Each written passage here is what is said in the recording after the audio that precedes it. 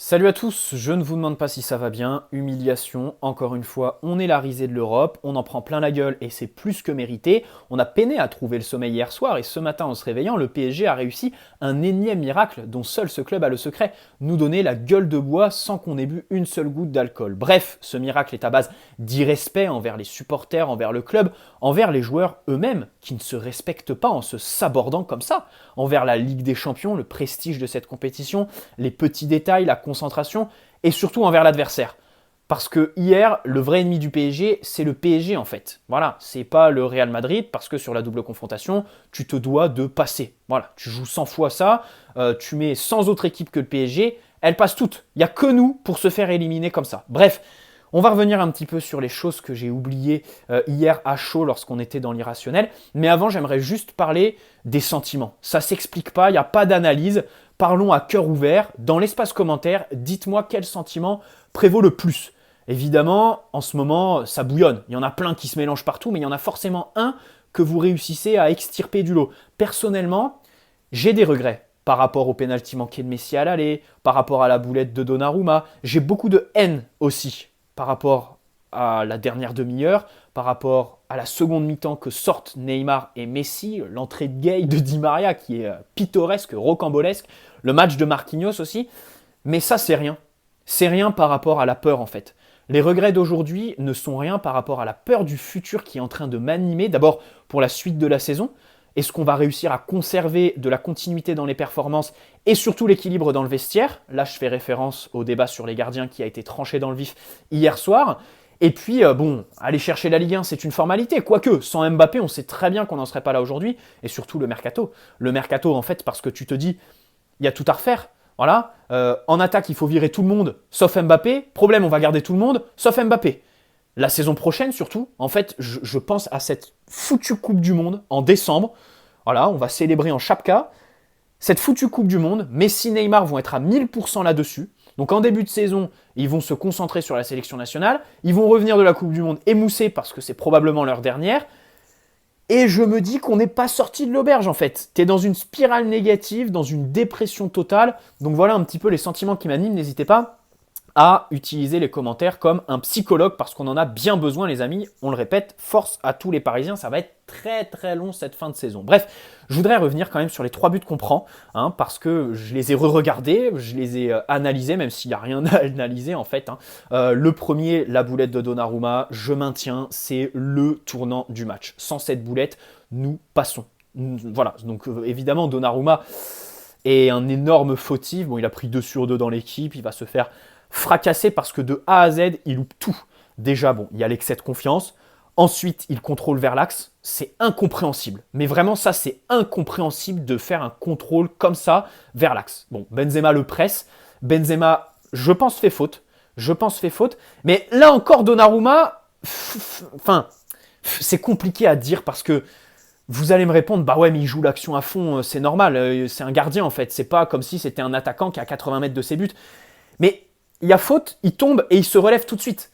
Moi, je me dis, je le prends dans un sens où s'il se relève pas, s'il se roule par terre, je pense que ça modifie, ça influence l'arbitre. Et il y a moyen d'aller chercher la faute ou du moins que la VAR interpelle l'arbitre, quoi, qu'il se passe quelque chose. Est-ce que vous voyez ce que je veux dire? Voilà, là il se relève tout de suite, il se reconcentre, au final ça sert à rien, on prend ce but, Donnarumma est plus que fautif, je déteste parler des arbitres, voilà, sachez que ce petit passage sur la faute ou pas, j'ai détesté le faire, mais je trouve quand même qu'il fallait quand même le faire, c'est honteux, Nasser et Leonardo qui vont voir à la fin du match, qui vont s'expliquer, alors il y a eu les rumeurs comme quoi Nasser aurait levé la chaussure, aurait levé la main, se serait battu, au final, il va y avoir une petite enquête d'ouverte, on va regarder les images, visiblement il y a quelqu'un qui a pris une vidéo avec un téléphone, on l'a conjuré de supprimer, il y aurait un garde du corps de la délégation parisienne qui aurait fait voler en éclats le téléphone, bref. C'est du délire, ça pareil, c'est même pas en tant que président du PSG que Nasser se fout la honte, c'est surtout que le mec il bosse pour l'UEFA, il est président de l'ECA, voilà.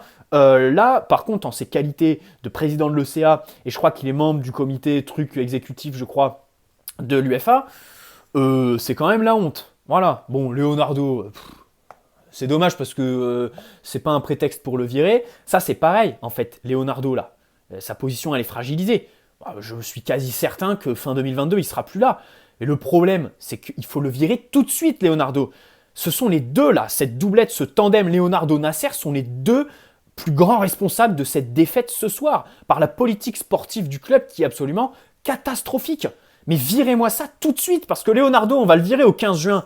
Et on va faire venir un directeur sportif déjà dans la précipitation, et ensuite au milieu d'un mercato qui sera déjà entamé. Ça n'aura ni queue ni tête. Un mercato, ça se prépare maintenant, surtout celui qui nous attend. Parce que là, il ne s'agit pas d'aller chercher Dembélé gratos ou Mahrez à Manchester City. Non, non, non. Là, il y a tout à reconstruire. Je fais partie des gens qui sont pour un énorme ménage au sein de ce club. Et pour moi, avant tout, il faut virer Nasser et surtout son entourage. Les mecs ne connaissent pas ce sport. Voilà. Nasser ne connaît pas ce sport. Super, on ouvre une boutique à New York sur la 5e avenue. Ironie du sort, 2 jours après, on se fait humilier en Ligue des Champions. Ça ne sert à rien. Aujourd'hui, nous sommes une marque, évidemment. Alors ça, il faut l'accepter, c'est un fait.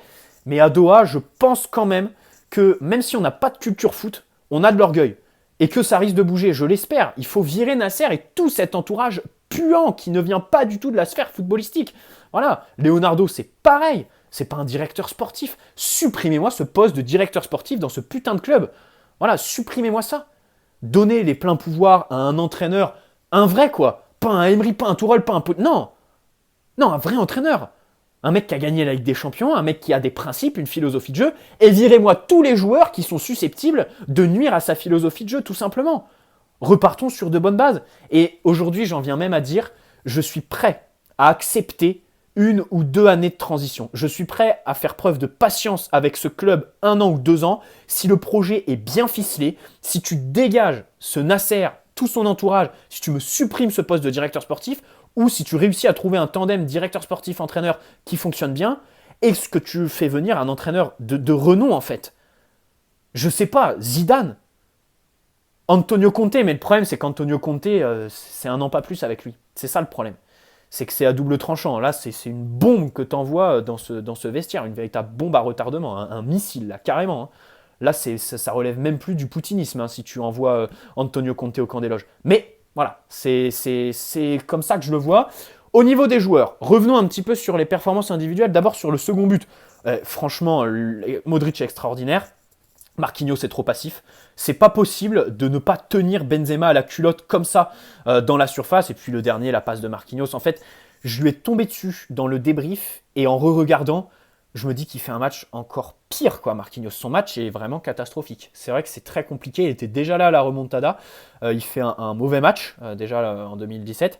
Et là, c'est vrai que c'est compliqué. Ne remettons pas en cause Marquinhos. Par contre, je pense qu'il y a un enjeu à saisir pour cet été au Mercato.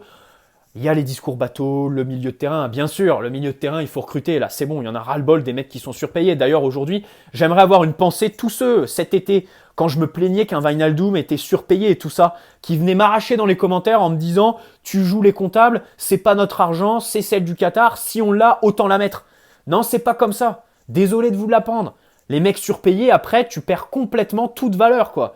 Tu perds complètement les pédales. Les joueurs sont complètement perdus aujourd'hui, quoi. Il n'y a plus aucune valeur, rien, plus aucune humilité, et c'est n'importe quoi. Donc on arrête ce délire, là, les 8 millions d'euros sur les Wijnaldum, les Paredes, on arrête ce délire. C'est dommage parce que ça fait 5 ans qu'on le hurle sur tous les toits, ça rend dingue totalement. Et pour ce qui est du mercato d'été, je ne remets pas en cause Marquinhos, non, on ne va pas demander son départ. Par contre, son capitanat, je le remets plus qu'en cause. Parce qu'au-delà de ses défaillances en tant que joueur, il loupe son match en tant que joueur, mais encore pire, en tant que capitaine, c'est n'importe quoi. C'est clownesque. Cet été, il faut recruter un défenseur central, mais là, croyez-moi, c'est 70-80 millions d'euros ou rien d'autre, quoi. Là, c'est le top gratin mondial. Faut aller déloger un mec d'une top équipe européenne, je ne sais pas qui, mais allez m'en chercher un. Vraiment, et ça, il va falloir s'en rendre compte, ça va être ma propagande. Ceux qui regardent les vidéos régulièrement, attendez-vous à me voir parler du poste de défenseur central très souvent, parce qu'en attaque, on a compris. En attaque, les gens, ils ont compris. Voilà, Mbappé va partir, il va falloir recruter au sein du club. Je pense que ça va recruter. Au milieu, pareil. Au poste de latéral, non. Au poste de gardien, je ne pense pas qu'il faille tout remettre en cause. Aujourd'hui, surtout que la politique, elle a été menée. Bon, on ne va pas changer tous les ans non plus. Par contre, au poste de défenseur central, là, pour moi, c'est là qu'il va falloir saisir l'enjeu parce qu'il y en a un immense. Ensuite, les performances individuelles. Bon, Donnarumma, on est revenu, Marquinhos, pareil. Kimpembe, Nuno Mendes, Hakimi et Marquinhos font 2 matchs bien inférieurs à Kimpembe et Nuno Mendes, mais c'est normal, le danger venait beaucoup plus de leur côté. C'est vrai qu'Hakimi, il a eu une montée en puissance après le premier quart d'heure, par contre il sombre, enfin tout le monde sombre en fait, à partir de l'égalisation. Il y en a qui sombrent un petit peu plus tôt depuis le retour des vestiaires. Neymar, la première mi-temps est bonne, c'est dommage parce qu'il fait vraiment une bonne première mi-temps. D'ailleurs, il n'y a pas de secret, il est dans un poste de numéro 10, voire faux numéro 9, celui qu'il occupait quand il avait sa dernière bonne forme depuis 2 ans sous Thomas Tuchel. Lionel Messi, pareil, bonne première mi-temps en seconde, mais c'est cataclysmique. Et d'ailleurs, concernant ces 2 joueurs, Mbappé, c'est le seul qui est irréprochable sur la saison aujourd'hui. Et on va pas. C'est remuer le couteau dans la plaie que de parler d'Mbappé, en fait, parce qu'on sait très bien qu'aujourd'hui, ça va être impossible de le retenir, quoi. Impossible complètement. Mais concernant Neymar et Messi, en fait, je me pose la question d'un départ pour les deux. C'est utopique parce qu'ils ne partiront pas. Ils ne partiront pas. Messi, heureusement qu'il a un contrat jusqu'en 2023. Neymar, mais 2025-2026 le contrat. Ça, c'est une très très grosse erreur, je pense. Et je me dis, en fait, plutôt je vous disais, il faut faire venir un entraîneur et virer tous ceux qui nuiraient à sa philosophie de jeu. Ces deux-là, aujourd'hui, t'as l'impression que le foot, c'est plus leur priorité. Pour moi, c'est juste une putain de réalité. C'est juste un fait, en fait. Génie, pas génie. Déjà, il y en a un des deux qui doit sortir. C'est là où on peut en vouloir à Pochettino. C'est vrai qu'hier, j'ai dit, je dédouane Pochettino aujourd'hui parce que ce sont les joueurs qui se sont sabordés et il n'y a pas besoin d'un entraîneur pour que des hommes, des pères de famille, quoi, des grands professionnels, certains depuis plus de 15 ans, ne se sabordent pas comme ça, se reprennent. Parce que bon, on peut parler de l'erreur de Donnarumma, mais le pire, c'est pas ça. C'est l'incidence qu'elle a sur les 11. Il n'y en a pas un qui sort du lot, il n'y en a pas un qui surnage. Un petit peu Verratti, et encore, ça dure 5-8 minutes, pas plus. Après, il plonge comme tout le monde. Les entrées, mon frère. Le coaching de Pochettino, à côté d'Ancelotti, évidemment, pragmatisme, coaching gagnant, bravo à lui, même si pour le Real, il y a le facteur chance, et je le répète encore une fois, c'est pas manquer de respect au Real Madrid que de dire qu'hier, c'est le PSG qui s'élimine tout seul, qui se saborde encore une fois, mais comme d'habitude, comme contre le Barça, comme contre Manchester United, comme contre... Bref, comme contre tout le monde. Les entrées, Gay. Alors là, pour foutre les semelles à l'entraînement sur Mbappé, il y a du monde. Mais pour rentrer et juste tenir la baraque, ce qu'il sait faire en plus, mais c'était cataclysmique. Défensivement, il avait toujours 2 trains de retard. Avec le ballon, pareil, incapable de s'en servir. Toujours mauvais placement, mauvais timing. Il est impliqué sur un but parce qu'il est trop passif, je crois, sur le coup d'envoi. Bon, Draxler, comme d'habitude, quoi. Même si c'est le moins pire de ceux qui rentrent. Mais bon, il n'en reste pas moins nul. Et Di Maria, Di Maria. Plus de blessures que de ballons réussis. Extraordinaire, le mec. Mais quelle entrée cataclysmique. Là, je crois qu'il a enterré sa non-prolongation, le garçon. Hein. Et c'est dommage d'en finir comme ça. Encore une fois, je pose la question, je crois que j'en parlais hier dans le débrief ou avant-hier. C'est dommage parce qu'aujourd'hui, les mecs, ils n'ont pas l'humilité pour arrêter à 32 ans, 33 ans. Comme les mecs, ils n'ont pas l'humilité de sortir par la grande porte. Partir quand tu gagnes la Ligue des Champions. Ce qu'a su faire un Zinedine Zidane au Real Madrid, par exemple. Tu vois ce que je veux dire? Pour moi, la vraie question aujourd'hui avec Lionel Messi, c'est pas le choix PSG, pas PSG, c'est pas le truc muche, réinvention, je veux faire plus de passes. Non. Le vrai choix, c'est est-ce que tu arrêtes ta carrière à 32-33 ans, tu sors par la grande porte et tout le monde garde un bon souvenir de toi, ou est-ce que tu pousses avec les risques que ça engrange? Di Maria, là, il est clairement en train de faire la saison de trop, il ne faut pas le prolonger. Et pour moi, c'est vrai que c'est un débat qui devrait être posé. Alors, je ne parle même pas pour Neymar. Lui, il a 30 ans. Cette question, on peut déjà la mettre sur la table. Et clairement, j'ai très très peur pour l'avenir avec ces gars-là, quoi. J'ai très très peur pour l'avenir avec ces garçons. C'est compliqué. Nuno Mendes, j'ai envie quand même de le faire sortir du lot parce qu'il fait un bon match. C'est vrai, il est vaillant, quoi. La personnalité. Et le mec, rappelons quand même qu'il a 19 ans, quoi. On espère surtout, moi, pour ma plus grosse crainte aujourd'hui, au-delà du mercato, parce que le mercato, c'est quelque chose que tu peux gérer. Par contre, il y a une crainte qui est irrationnelle, qui est du ressort des joueurs.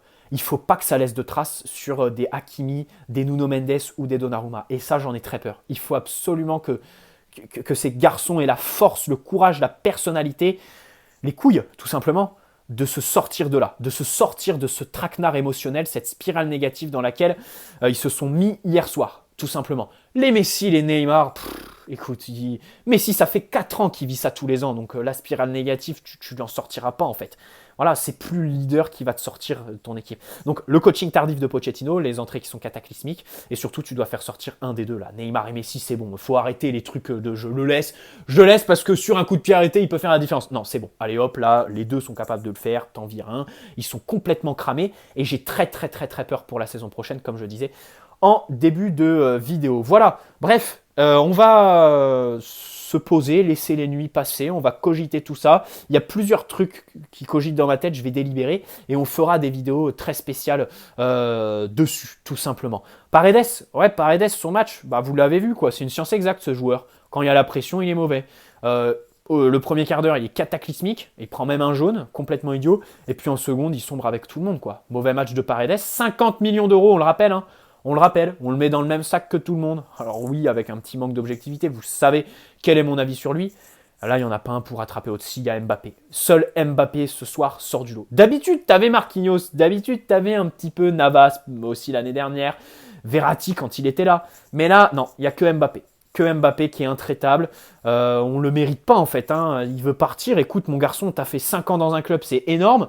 D'autant plus dans un club comme le PSG. Alors oui, tes 3 premières années, elles n'ont pas été parfaites, mais tes 2 dernières, elles ont été extraordinaires, quoi. Tu nous as porté à bout de bras et pour ça, merci. Et si tu t'en vas, ben moi personnellement, je lui en veux pas, quoi. 5 ans, c'est énorme sur une carrière. Et aujourd'hui, bah, clairement, il voit que l'horizon est complètement bouché au PSG. Remporter la Ligue des Champions, bah, quand t'es joueur, quand t'es supporter, t'as un regard extérieur, t'es là avec ton cœur. Ok, pas de problème. T'y crois. Et on continuera d'y croire jusqu'au bout. Mais quand t'es joueur, bah t'as pas que le cœur, quoi. T'as un petit peu le cerveau et t'as un petit peu les jambes. T'as surtout les épaules, en fait, qui doivent endosser les espoirs des supporters. Et tu te dis, bah ouais, non, c'est trop compliqué. Il y a tout à revoir. Et pour moi, ça commence là-haut dans l'organigramme. Bref, c'est un discours qui est complètement bateau. Une vidéo que j'ai détesté faire parce que c'est quelque chose qu'on hurle sur tous les toits depuis des mois et des années. Mais c'est comme ça. Virez-moi Nasser, virez-moi Leonardo. Et après, on discute du terrain, du mercato, de qui doit sortir de cet effectif, parce que pour moi, c'est pas anodin. Ne venez pas me dire, ouais, les 3 quarts du temps, on, on maîtrise, on fait 50, 60 premières très bonnes minutes au Bernabeu. Non. Une erreur comme Donnarumma, c'est plus possible. C'est plus acceptable. Et c'est pas possible que lorsque tu jettes un caillou dans l'engrenage mais explose complètement. Voilà, il n'y en a aucun qui vient un petit peu surnager individuellement ou alors essayer de motiver les troupes collectivement. Ils ont tous la tête baissée, c'est tous des putains de fiottes et c'est tout. C'est la vérité, c'est un fait. Bref, bonne soirée à la Team Notif, bonne journée à ceux qui regarderont cette vidéo plus tard et puis on se dit à très vite pour de nouvelles aventures. Ça va être très très long les gars, je sais pas comment on va s'occuper, je sais pas comment on va faire des vidéos, je suis mais abattu complètement. Je pense au tirage au sort des quarts de finale. Voilà, on va pas le vivre. Je pense au quart de finale. On aurait fait les vidéos avant match, quel 11 pour gagner. Et au final, il n'en est rien. On sera au fond du lit. Voilà, on regardera la Ligue des Champions. Sans pression, ah oui, sans pression, ouais. Mais avec des regrets qui font parce que cette élimination, elle est pire que Manchester United en 2019. Peut-être pas pire que le Barça, mais pire que Manchester. Allez, bonne soirée à tous. Ciao, j'en ai assez dit. Vraiment, c'est